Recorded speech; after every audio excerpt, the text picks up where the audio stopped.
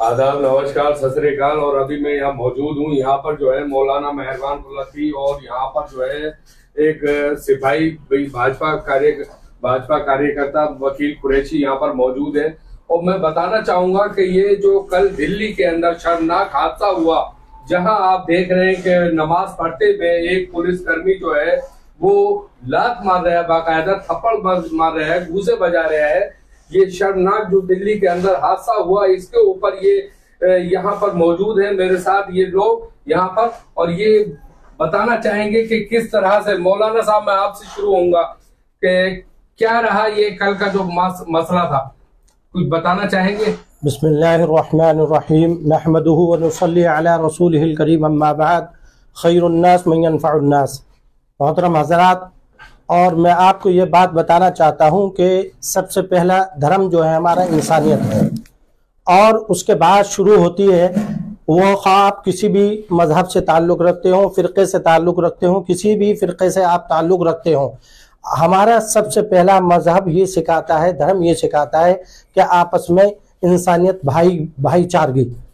और वो जो हादसा पेश आया है कल इंदौर मेन रोड हाईवे पर, वो बड़ा शर्मनाक है, बड़ा अफसोस दुख की बात है कि एक सिपाही जो पूरे एक थाने का जो सिपाही होता है, वो पूरे इलाके की एक जिम्मेदारी होती है उसकी, कि वो जिम्मेदारी होती है पूरे उसके साथ बुजुर्ग हो, बच्चे हो, नौजवान हो, उनकी सहायता और मदद करना, उनकी सपोर्ट करना।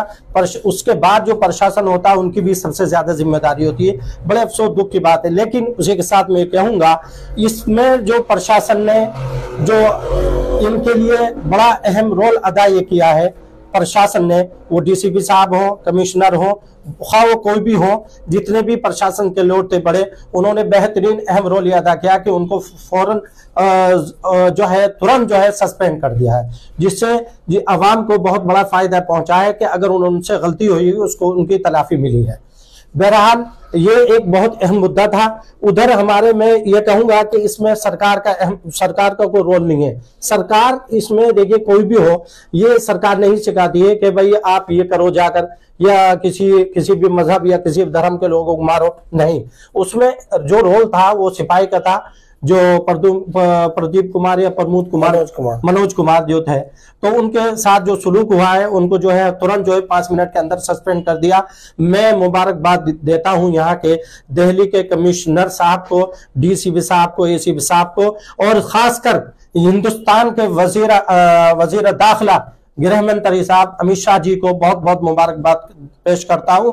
और हमारे हिंदुस्तान के बहुत चहेते प्रधानमंत्री साहब को बेहद मुबारकबाद पेश करता हूं कि उन्होंने इसमें तुरंत कदम उठाया, क्योंकि इस वक्त वो कश्मीर के अंदर मौजूद है, वहां उनकी सभाएं चल रही है। वो उन्होंने खुद कहा है कि हमारा जो है ये मुसलमानों का बहुत ही पाक मुबारक महीना शुरू होने वाला है।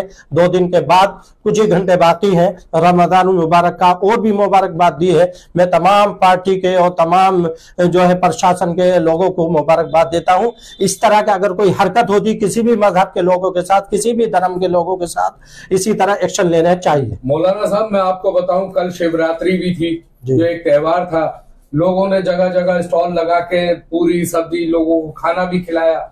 मुस्लिम एरियो में भी ऐसा हुआ कि वहां पर लोगों ने सड़कों पे, जाहिर सी बात है, जब सड़कों पे ये काम करेंगे तो सड़कें गिरेंगी, लेकिन वहां तो मुस्लिम ने कोई परेशानी, कोई मतलब मारतोड़ नहीं करी, इस तरह की हरकतें करी। तो ये चंद लोग कहाँ से आ जाते हैं जो इस तरह की हरकतें करते हैं? देखिए सर, मैं एक खानदान से ताल्लुक़ रखता हूँ। खानदान में हर तरह के मेरे साथ जो मेरे वालिद हैं, मेरे वालिद ने, हम 4 भाई हैं, चारों एक से नहीं है। एक हाफिज कुरान है, एक मौलवी है, एक दूसरे, हर तरह का इंसान खानदान में पैदा होता है। जिस तरह एक ये पूरा परिवार है हिंदुस्तान हमारा, उसमें हर तरह का आदमी है, हर तरह का जहन रखता है। जहन में उसके आया, मनोज कुमार जी के, उनके जहन में आया कि भाई ये रास्ते में नमाज पढ़े। हालांकि आज तक का रिकॉर्ड ये है, कभी समझाया भी तो जा सकता था, उन्हें नमाज होने के बाद समझाया भी तो जा सकता था। माहौल, मैं आपके पास अभी आऊंगा मौलाना साहब, मैं आता हूँ ये वकील साहब के पास। जी वकील साहब, आप क्या कहेंगे जो ये कल शर्मनाक हादसा हुआ है, जो ये एक पुलिसकर्मी जो ये करते हुए, लाते मारते हुए, नमाज पढ़ते हुए लात घूंसे चला रहे हैं, ये कहां तक, किस हद तक ये सही ठहराएंगे इसे, या क्या कहेंगे आप इसे? मैं आपको एक बात बता दूं ये हिंदुस्तान है 140 करोड़ देशवासियों का, और यहाँ हर मजहब के धर्म के लोग रहते हैं।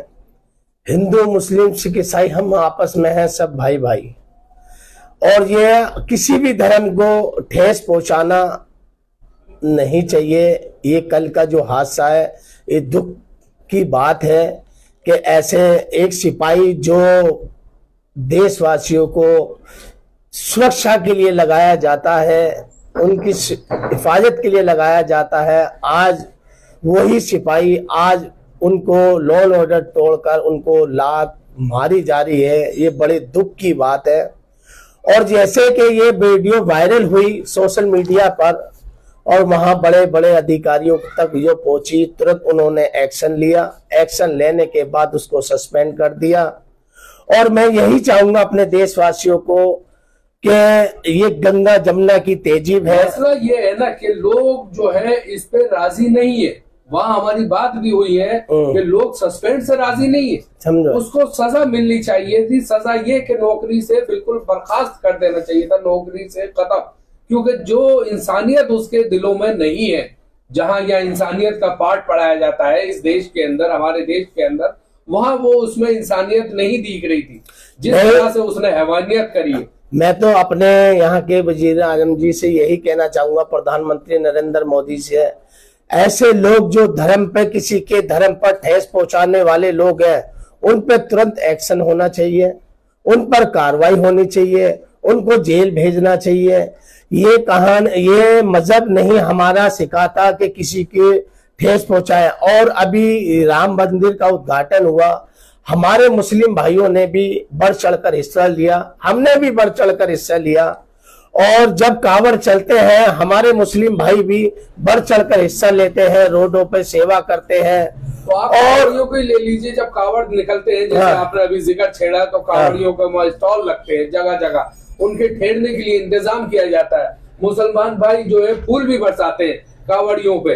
तो ये एक वो इंसानियत का सबूत दे रहे हैं, इंसानियत का प्रूफ दे रहे हैं ये। लेकिन यहाँ कहाँ तक ये इंसानियत देखी जा रही है? मैं आपको बता दूं, वो हमारे जो प्रधानमंत्री मोदी जी हैं, वो उनका एक ही नारा रहा है, सबका साथ, सबका विकास, सबका विश्वास, सबका प्रयास।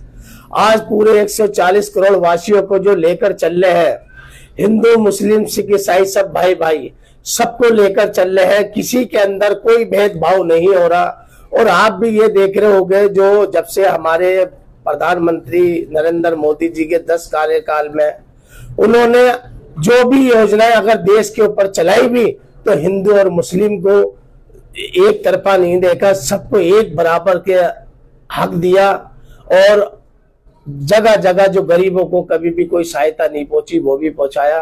और मैं आपको बता दूं, कल 3 वाक्य हुए। एक शिवरात्रि थी, वहां पर सिपाही वहां पर उनका स्वागत कर रहे। एक सिपाही है, दुख भरी कहानी तो वहां पर।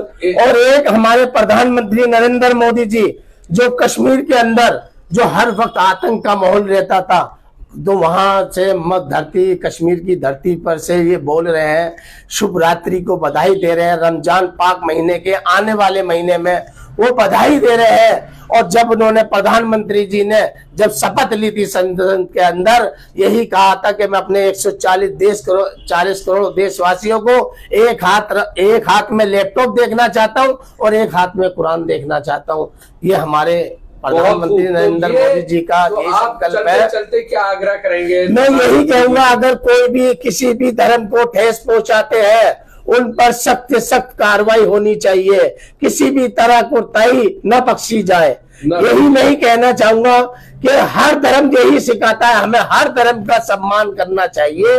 और हमेशा ये हमारा हिंदुस्तान एक सोने की चिड़िया है, जो हमारा, अगर आप वर्ल्ड के अंदर कहीं भी चले जाओगे, भारत के नागरिक उस छाती फख्र से ये कहते हैं ये हिंदुस्तान वासी है। हम यही कहना चाहेंगे, कोई भी धर्म को गलत नजरे से देखे, उसके साथ सख्त से सख्त कार्रवाई होनी चाहिए। मैं चलते चलते फिर मौलाना साहब के पास आऊंगा। जी मौलाना साहब, आपने अभी वकील साहब की भी बात सुनी, क्या कहेंगे आप इस पे?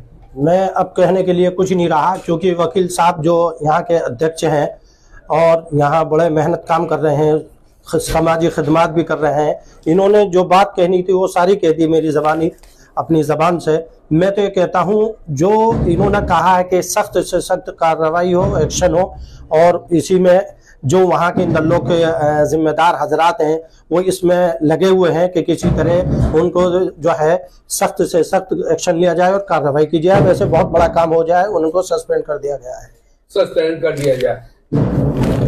मैं आपको एक बात और बता दूं, हमारा पुलिस प्रशासन को भी ये देखना चाहिए कि हमें जो वर्दी पहनाई जाती है, जब कसम खाते हैं शपथ लेके संविधान के लेके, तो उनको भी आगे को सोचना चाहिए।